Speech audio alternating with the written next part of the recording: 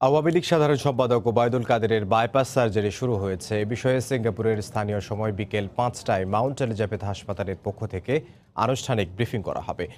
সকালে গণমাধ্যমকে বিষয়টি নিশ্চিত করেছেন ওবায়দুল কাদেরের চিকিৎসা সমন্বয়ক, বঙ্গবন্ধু শেখ মুজিব মেডিকেল বিশ্ববিদ্যালয় হাসপাতালের চিকিৎসক ডাক্তার আবু নাসার রিজভী। তিনি জানান, অস্ত্রোপচার করছেন মাউন্ট এলিজাবেথ হাসপাতালের হৃদরোগ বিশেষজ্ঞ ডাক্তার ফিলিপ কোহ। সকাল 7:30টায় প্রি অপারেটিভ রুমে নিয়ে যাওয়া হয় এবং তারপরে ওরা হয়তো প্রি অপারেটিভ রুমে কিছু প্রসেস করার পরে ওনাকে হয়তো 10টার দিকে ওনার সার্জারি শুরু হয়েছে এবং ওনারা সার্জারি শেষ হলে আমাকে বলেছেন অ্যারাউন্ড 2:30-3টার দিকে একটা ইনফরমেশন দিবেন।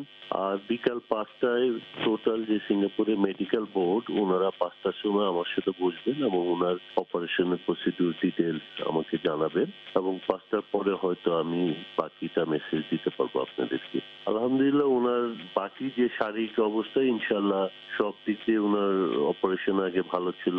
ওনার প্রেশার, ডায়াবেটিস, কিডনি ফাংশন সবকিছু নিয়ন্ত্রণে ছিল। উনিও এবং ওনার পরিবারের পক্ষ থেকে দেশবাসীর কাছে দোয়া চেয়েছেন আজকে সার্জারির জন্য।